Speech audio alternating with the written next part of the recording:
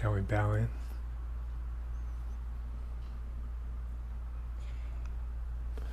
Good morning, everyone. It's fantastic to be back in Boulder for Sari and I. I'd like to welcome you all here to share this weekend of Dharma. And a warm welcome as well to our friends who have joined this first hour of live streaming. So good morning, good afternoon, good evening, whatever time zone we're in. Let's take just a couple minutes to settle. And I'd like to invite all of us to just relax, drop any ideas or expectations we may have about the weekend. Just let everything flow right down into the earth. Okay, so we'll sit for a couple minutes.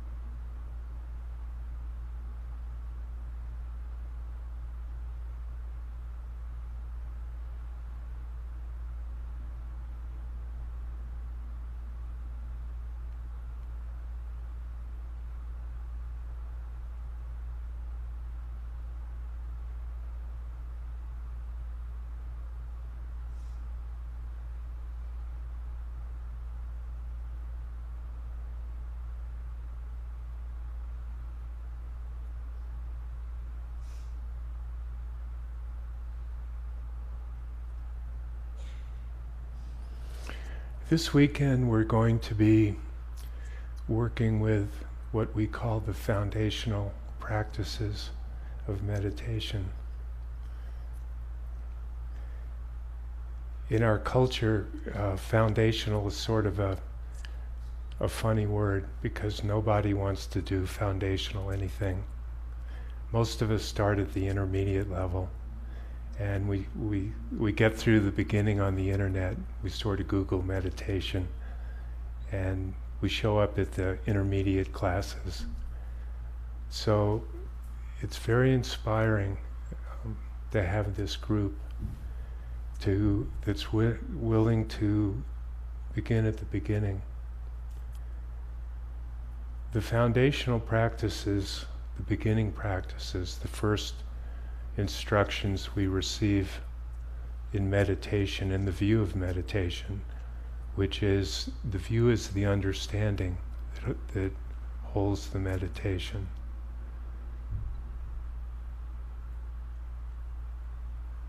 For those of us who've been doing this for a while, the foundational practices are something we continuously come back to. There's a turning point in all of our human journeys, and many of us, myself included,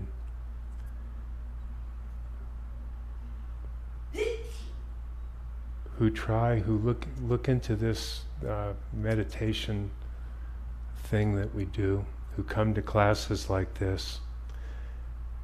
In these early classes, there very often is a point where we're listening and hearing maybe the same teaching that by now we've heard 2 or 3 times, and something suddenly clicks into place. Something suddenly makes sense to us. I remember that moment myself. It was in a weekend class like this, and the teacher said something very simple. We all want to be happy. And I'd heard this teacher say that phrase many, many times.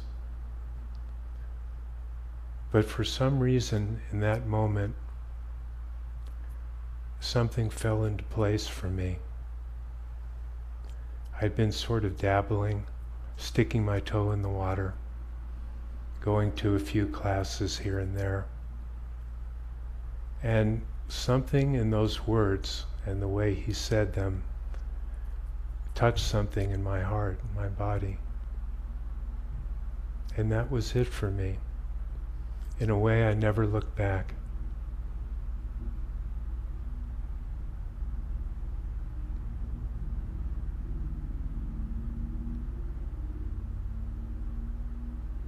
Happiness is an interesting topic, and maybe in talking about why we're all here, we could talk about happiness. In some sense, this entire edifice of human construction that we live in, these incredible cities, the huge stadiums, the casinos in Las Vegas, the diet programs, the gym classes, it's all an expression of this universal impulse we have to be happy. Whatever we think of it, whatever we think of the world we live in right now, we have to admit it's incredibly ingenious. We have to respect the ingenuity that comes out of our drive for basic comfort, security, safety, entertainment.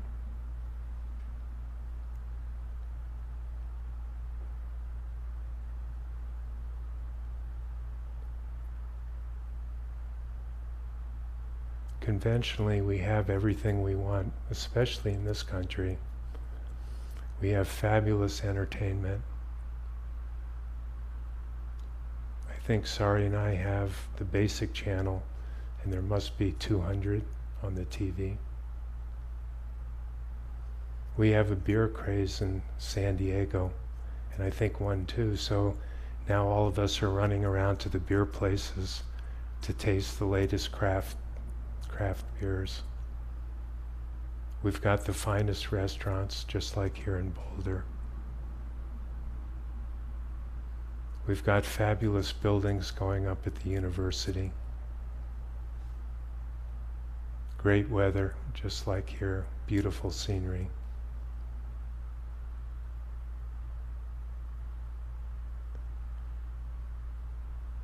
"2,500 years ago, there was a young man born into a palace. Like our palace, the palace was designed with the idea of happiness. The palace was designed by this prince's father. The prince's father wanted only the best for his son, only the best. So he built a palace and he vowed that his son would have only happiness, never see suffering. Like us, the prince was born into this situation.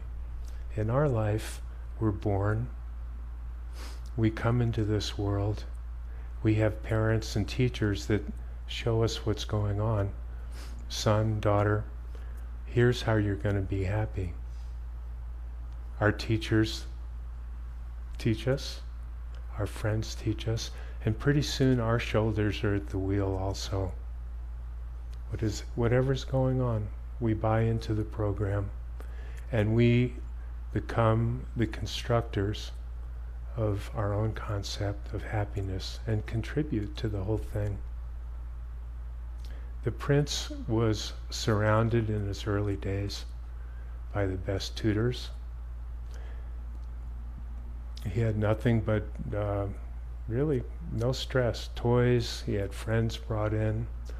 When he reached puberty, it was a different age in India back then. There were dancing girls to entertain him, parties every night at the palace.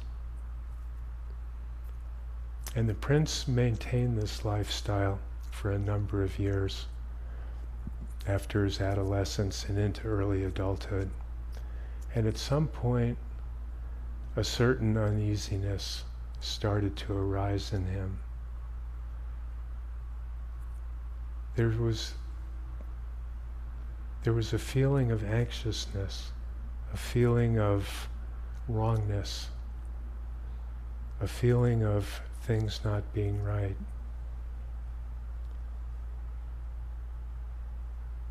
He became more and more restless, and finally one day he requisitioned his father's horses and actually for the first time traveled outside the palace walls.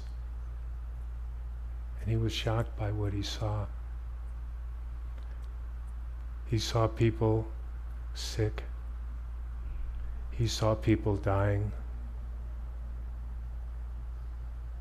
He saw a woman in childbirth screaming in agony.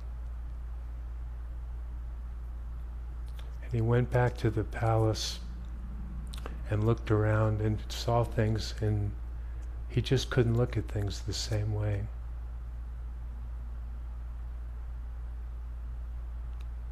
The prince, of course, is Siddhartha. One day the story is told after weeks and weeks of agonizing and increasing anxiety and pain. One night he tried to drown his troubles in a great party at the palace. There was drinking, wild dancing, incredible food. He went to sleep in a drunken stupor, and the next morning woke up, staggered out of his bed, staggered to the party grounds, the great ballroom. And there he saw the food that he had been enjoying the night before, strewn around the floor with flies buzzing. The beautiful dancing women were still in drunken stupors, lying on the floor, their arms and legs akimbo, their clothes all disheveled, their hair filthy and matted. A feeling of such pain and revulsion arose in him. Siddhartha, Siddhartha. He left the palace that night. He headed for the forest on his famous white horse, stopped at the edge of the palace grounds, removed his fine clothing, cut off his hair, and entered the forest.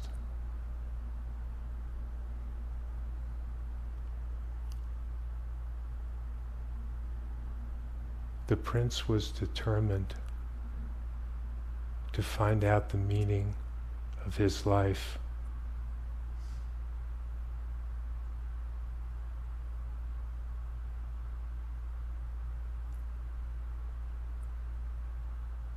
In those days, the Brahmins ruled India, the spiritual life of India. And the spiritual paths were many. The Buddha tried every one. Siddhartha tried it every one. He tried every form of meditation. Nothing worked. He went into the forest and decided to try asceticism. Went through an incredible routine: starvation, self-flagellation, holding the breath until he passed out.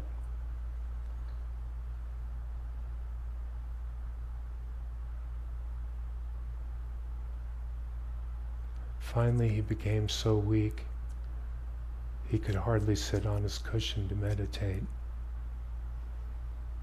A shepherd girl came by and offered him some bread cakes, which he took. The bread cakes nourished him, and he began eating again.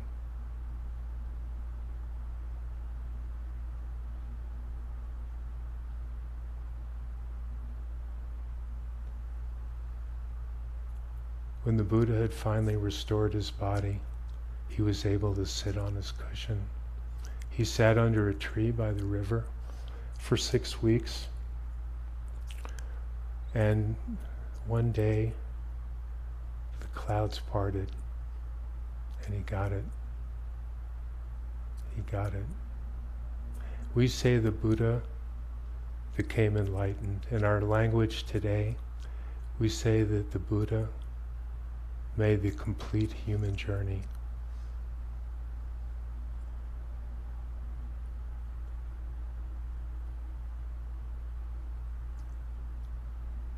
He became a being, a human, that could face his life directly, openly, without holding back. He became completely present to the unfolding of his life.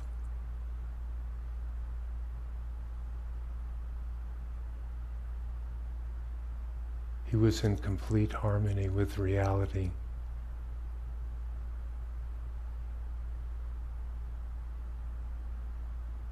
When we think of the Buddha, there's a feeling of nobility, there's a feeling of groundedness, there's a feeling of peace, there's a feeling of strength.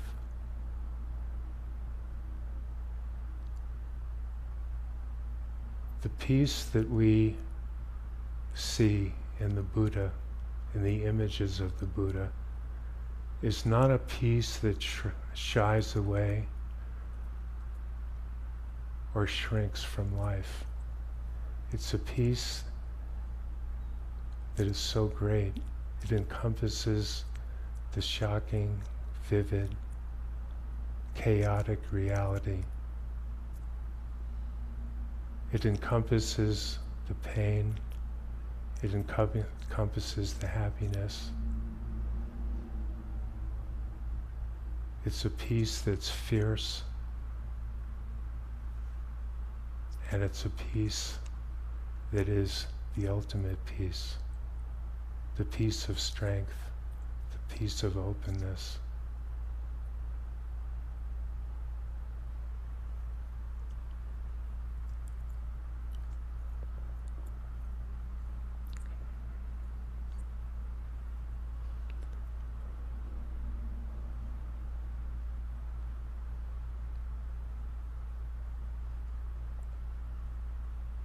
Our modern situation, of course, is different than the Buddha's.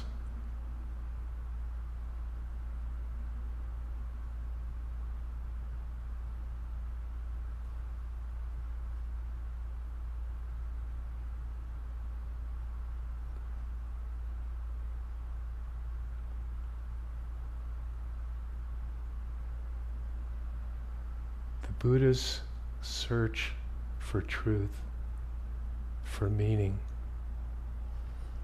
took him the range of asceticism, completely denying his body, trying to kill his body. That didn't work. Indulging himself, indulging his body in the pleasures of life didn't work. In our situation, the body is almost invisible to us, almost invisible. Ken Wilber describes our modern situation as brains on a stick. Brains on a stick.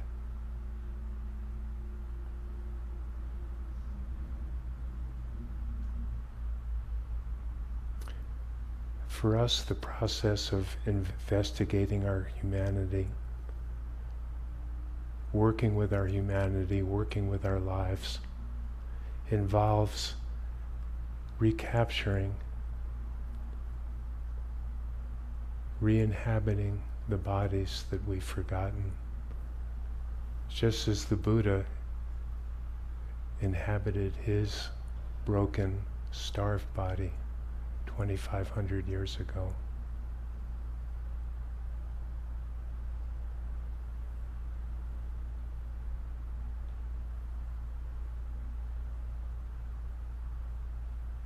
Buddha left a roadmap.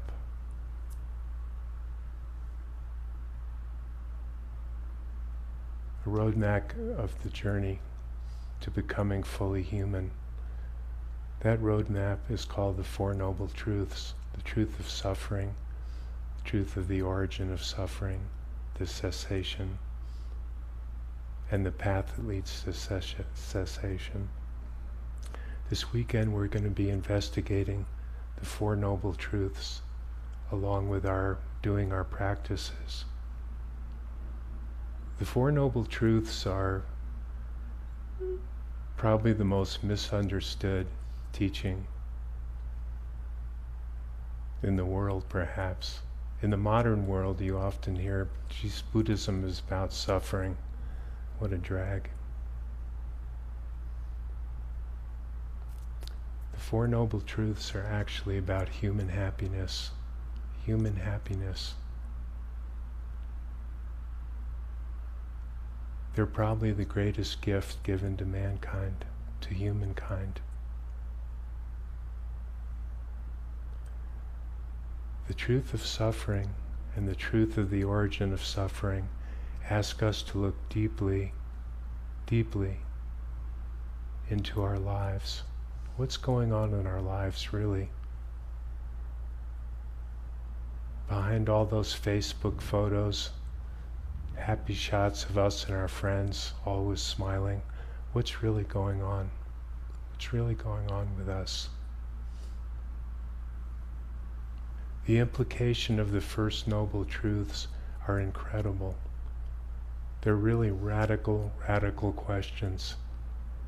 And those questions are, what if everything we've been told about happiness and how to get it, what if the most basic assumptions that we have lived with, that we have been inculcated with by our parents and teachers, what if all the things we believe to be true about our lives are actually not true?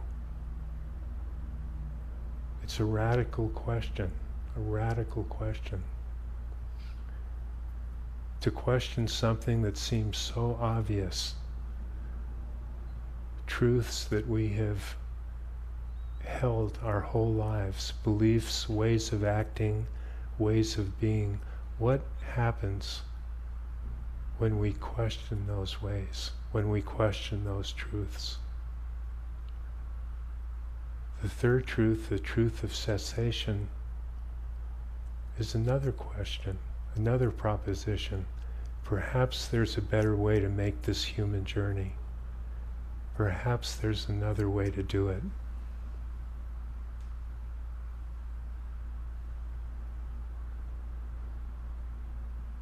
The fourth truth, the truth of the path, is the truth of meditation.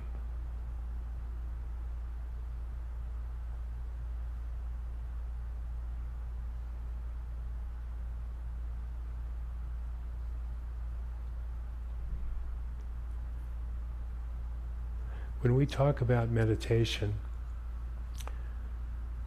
there's so many styles and ways of meditating. It's almost meaningless to talk about it without placing it in the context of our understanding of what we're doing.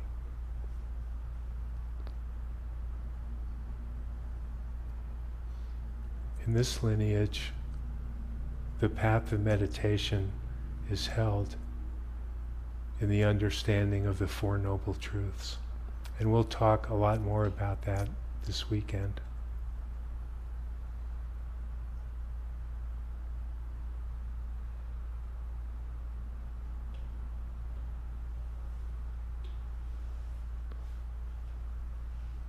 Our meditation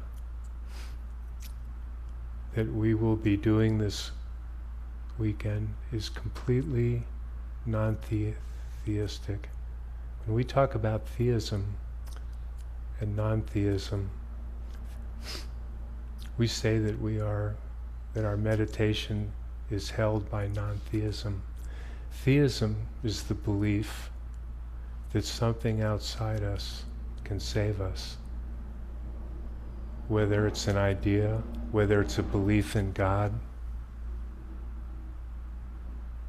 whether it's in a practice. Non-theism is the realization that actually it's all up to us. Everything is up to us.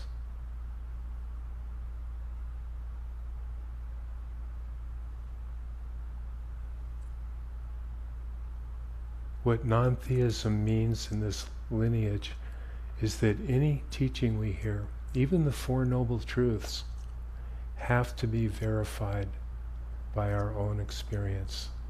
They have to be verified by our own experience.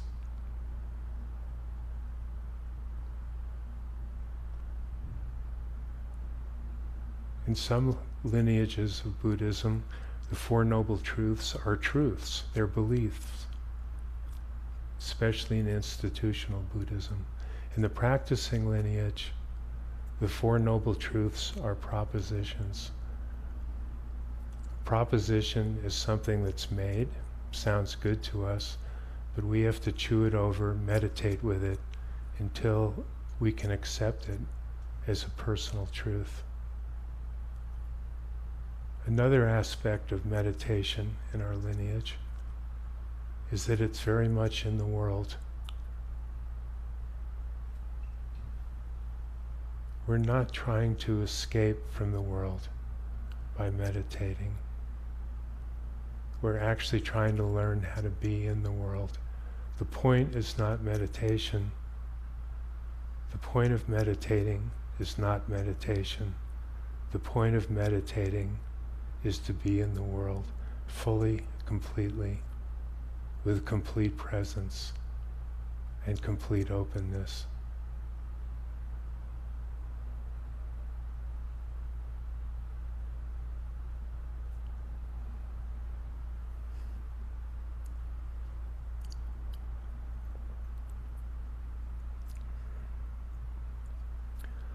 In our lineage, all of our meditation has basically two aspects to it, and I'd like to talk about those aspects, and then I'd like to talk about the forms of meditation we do, and then we'll sit a little bit together.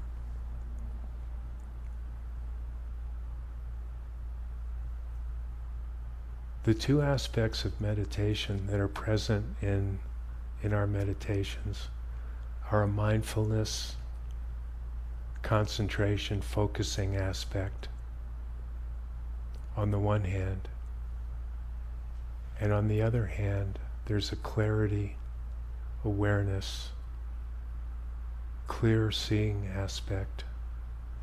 The first we know of as Shamata, the second Vipashyana. These two styles of meditation are often presented separately, but if we look closely, we see that in every meditation there's a bit of focus, maybe mostly focus, but there's always awareness.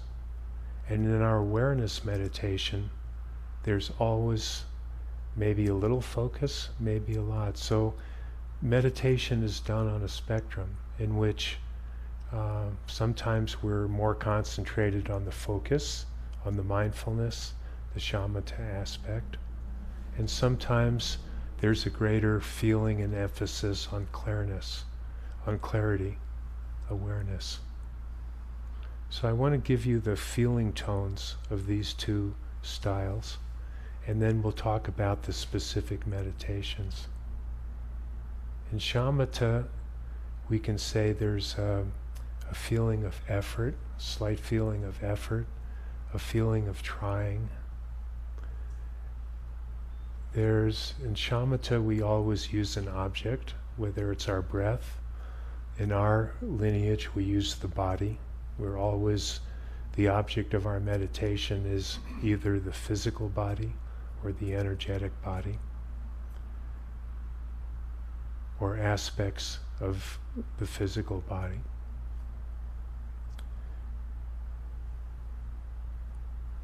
In the mindfulness part of meditation, there's often a feeling of bliss. There's a feeling of one-pointedness, of a quality of fixing the mind. And over time, when we meditate with an emphasis on mindfulness and concentration using an object, gradually the incessant chatter and busyness of our minds starts to subside.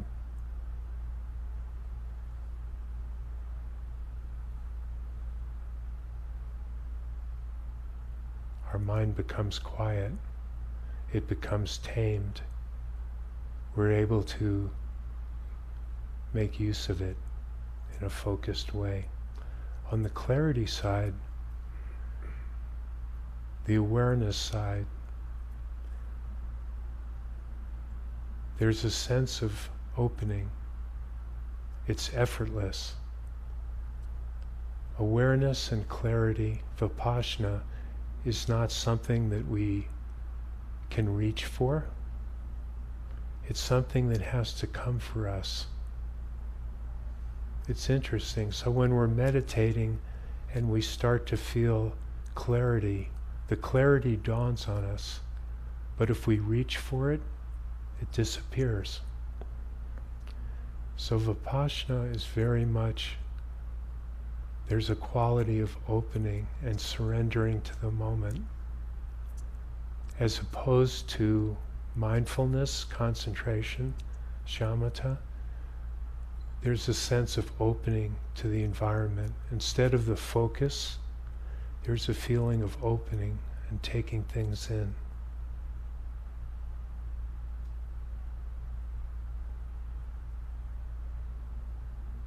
In Vipashyana, in the clarity, in the awareness of what is, often it's peaceful, but very often it's not peaceful. It's simply present with what's going on. Sometimes what's going on is incredibly chaotic, frightening. Sometimes it's peaceful, quiet, spacious. The awareness, Vipashyana quality, picks up what's in the environment. In our lineage, we have four ways of practicing.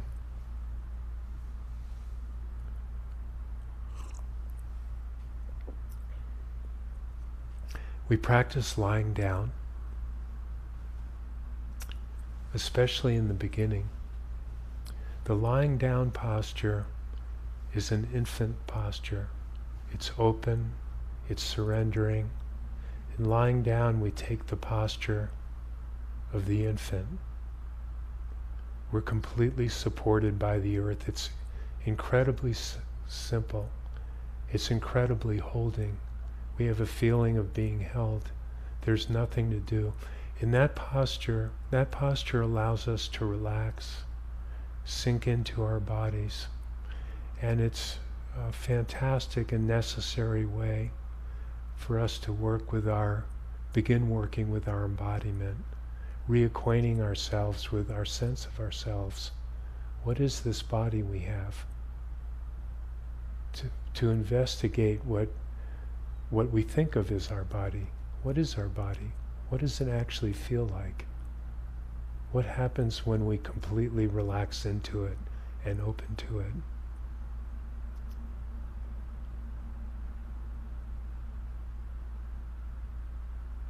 The sitting posture is more of an adult posture. It's a posture when we sit from a lying down position, we start moving into the world. Suddenly there are issues of balance. We have to move back and forth. We have to hold ourselves. We're more in the world. We're engaged with our skeletal system. So there's a challenge in the first phase of lying down. We begin to inhabit our bodies, recover our bodies, learn about our bodies.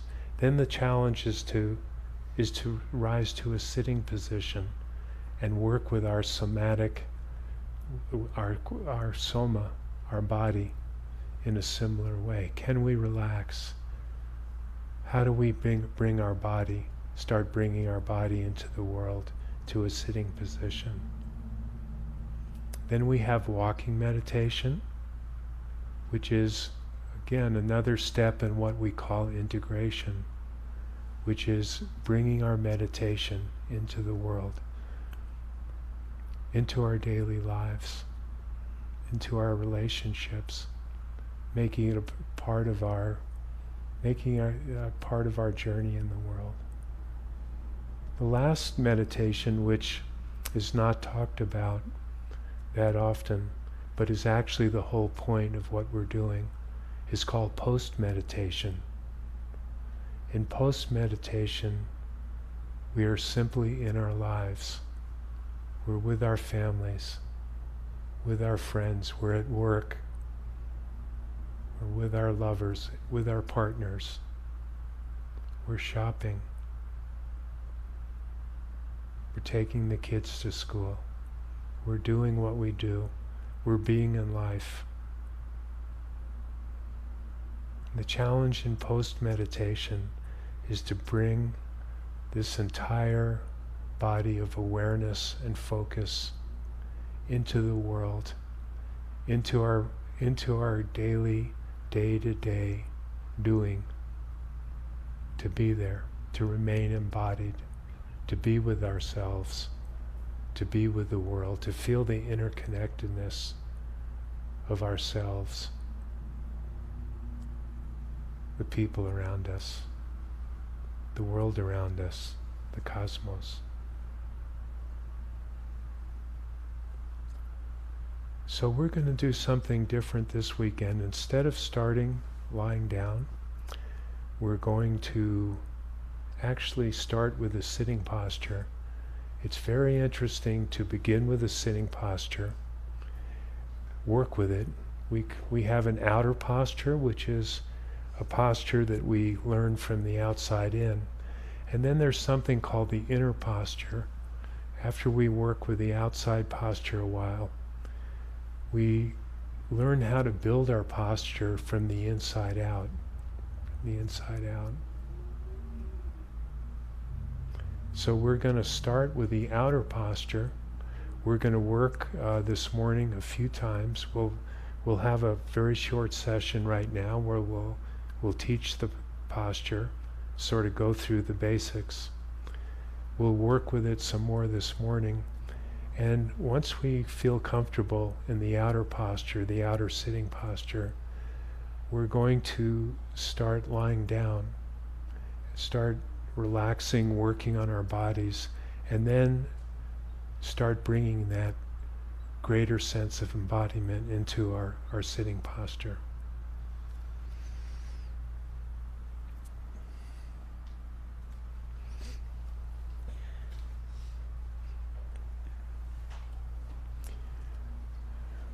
I kneel.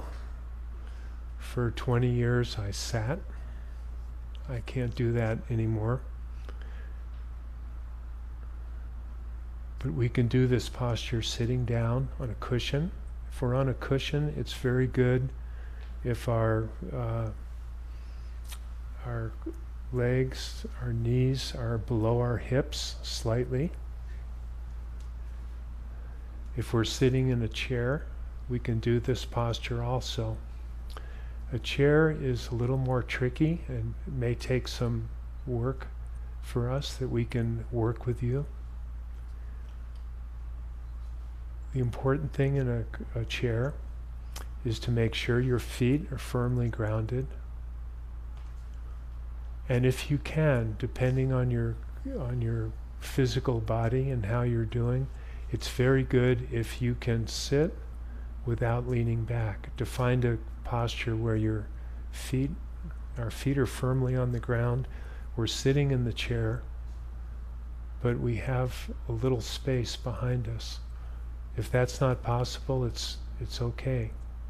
It all depends on what your body can do. Okay?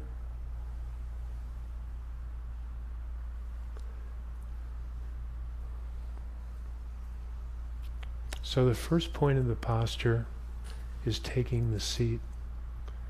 This is perhaps the most important point. When we take our seat, we relax fully on our sits bones. We simply have the feeling of dissolving into the earth, completely dissolving. See if you can feel that. What we don't want is this sense of perching, which comes from tension, holding ourselves above the seat. So simply surrender to the seat. Surrender to the seat. Rest upon the earth. The next point of the posture is the alignment. Our back is straight.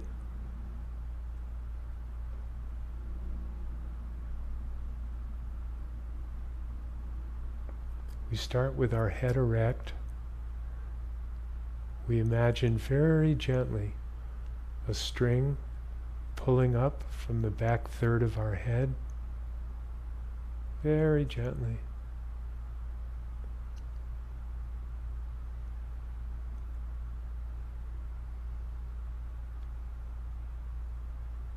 We tuck our chin, tuck our chin. We relax our mouth, relax the jaw.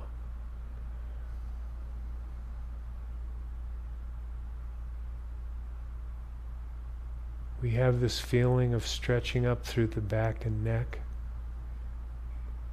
The string is pulling us up, but at the same time, we sink onto our cushion. We sink onto our cushion. We sink into the earth.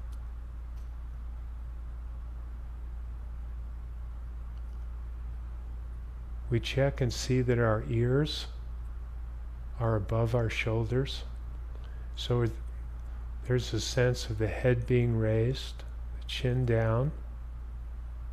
The eyes, if we're sitting, are about 6 feet in front of us, 45 degrees.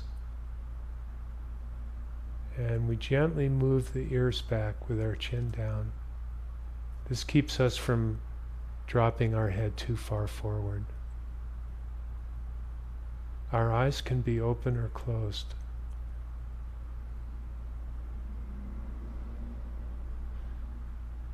Our hands can be on our thighs, if that's comfortable. Claps held together in our lap. Again, whatever way is comfortable. The important thing is to open, make sure the chest and shoulders are open. The shoulders should be back and drop down, completely relaxed.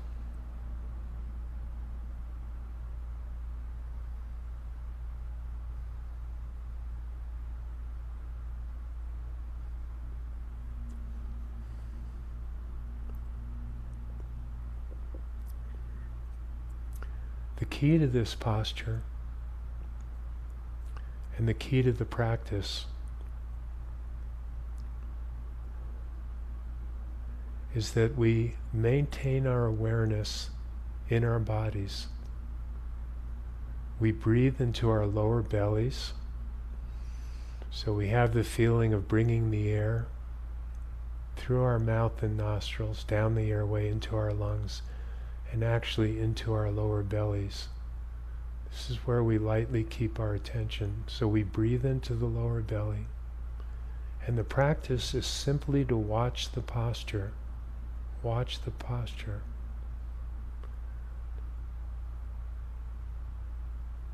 Now once we take this posture, we don't move. We don't move.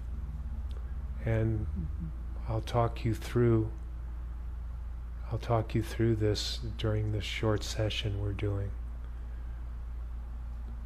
We typically maintain our posture, practice over a 45-minute period this way. For this program, because it's a beginning program, we'll probably do much shorter sessions. 30 minutes, 35, we'll see how it goes. And towards the end of the weekend, Sunday morning, maybe we'll try a full session if we feel like we're ready for it. So again, the practice is, let's take our posture, We take our seat, sink into the earth, back straight, back of the head lightly pulled on a string, chin down, mouth, jaw relaxed, tongue relaxed, eyes about 45 degrees, open or closed, ears back over the shoulders.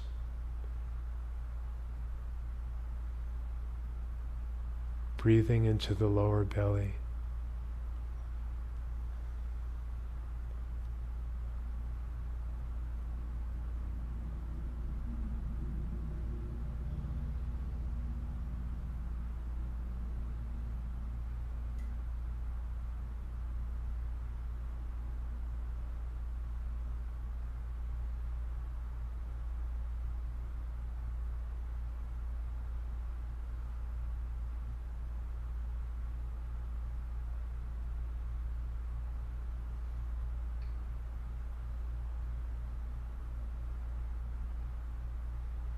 When we align ourselves,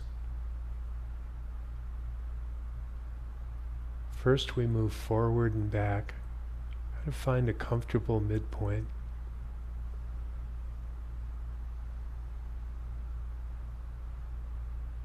And then right and left, all the while breathing into the lower belly, noticing the feelings in our bodies.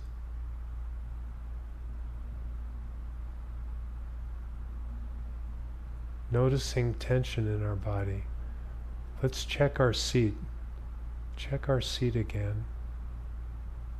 Are we relaxed? Are we surrendering to the earth?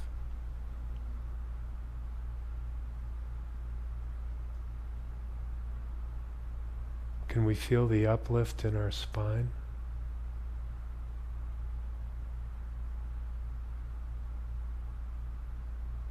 When we get carried away by thinking, simply notice it and then go back to working on the posture. We go back to working on the posture.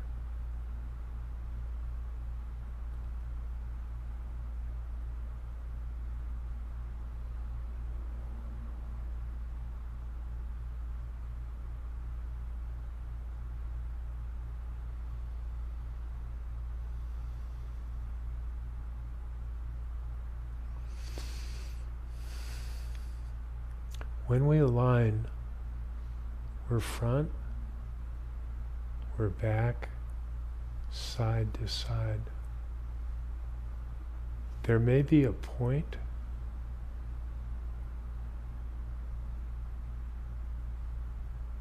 that we feel. There's a sense of, when we're properly aligned, it's almost a sense of caving into ourselves. Like we're collapsing. It's on a very subtle level. It's almost as if we lose the feeling of who we are.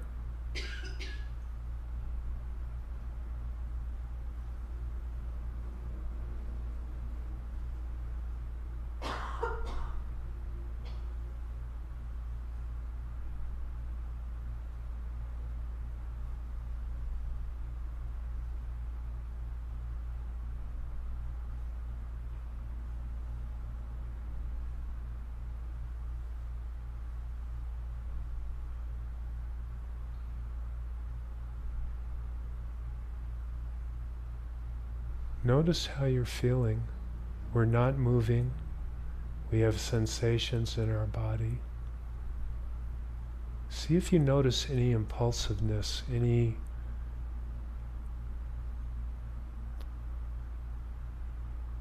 something comes up, a little pain maybe, a little feeling of claustrophobia, what's the response in the body?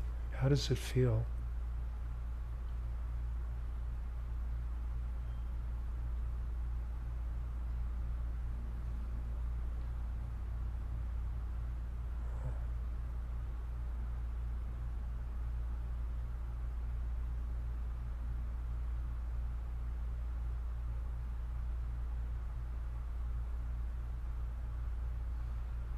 breath in the lower belly. Work with the seat. Back of the head slightly lifted. Space in the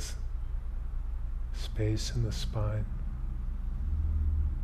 Central channel. Chin down, ears back.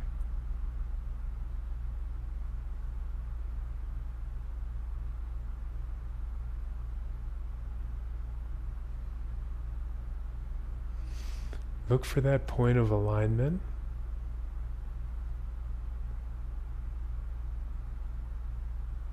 Just notice.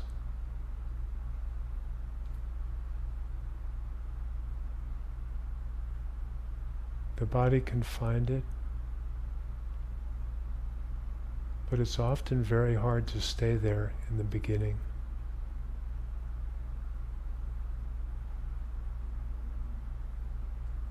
It's very hard for the ego to have nothing to do.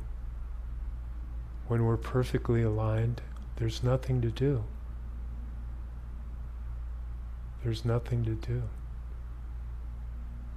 We almost can't stand it, and suddenly we move a little bit, we adjust a little bit, and we're out of alignment.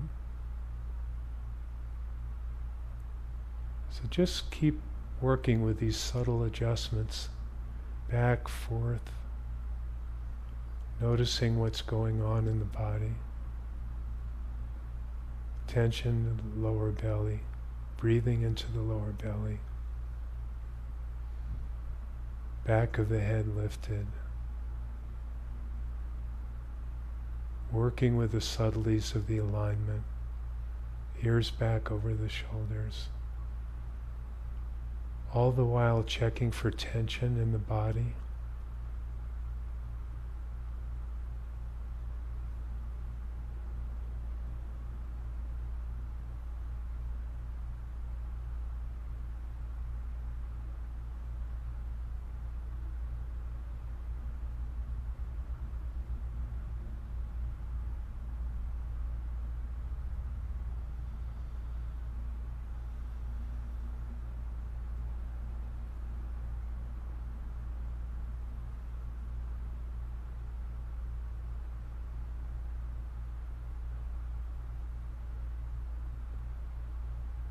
Breathing naturally into the lower belly, not big gulps of air. Relaxed, natural breathing.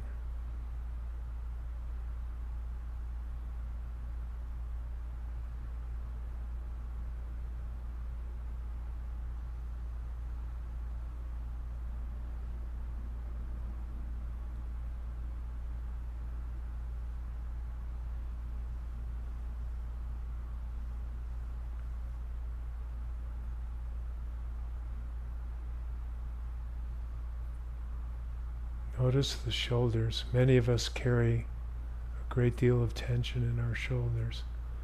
Let the shoulders fall back and just relax. You don't have to hold them up like they're on coat hangers. Just relax. Working with the alignment.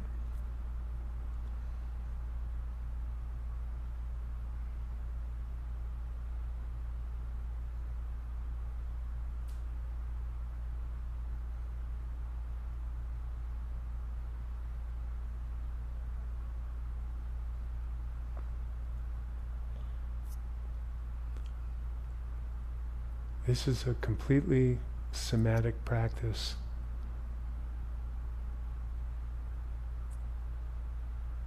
The object of our meditation is our posture. Part of our attention, part of our mindfulness is in our lower belly, where we're breathing. Breathing into the lower belly, we're watching our posture. When thoughts come up, simply notice them,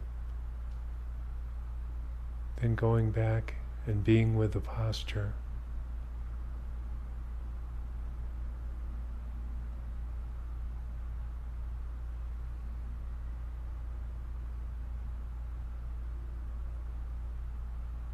Notice tension in your body.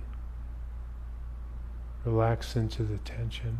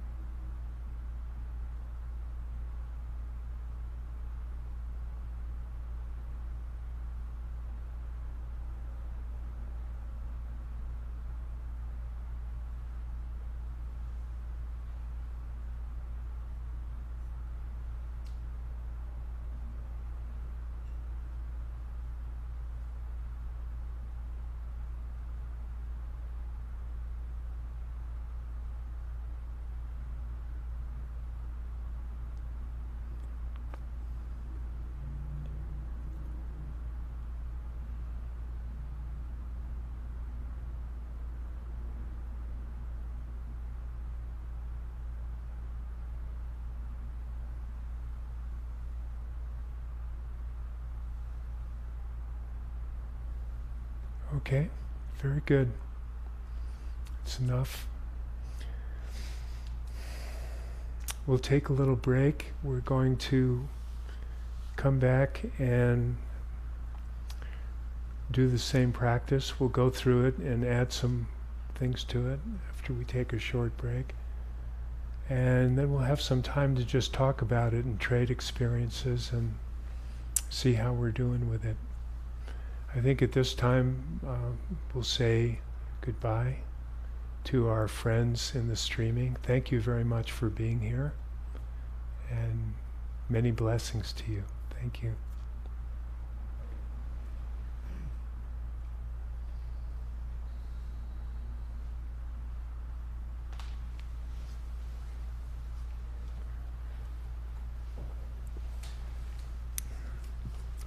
So dry.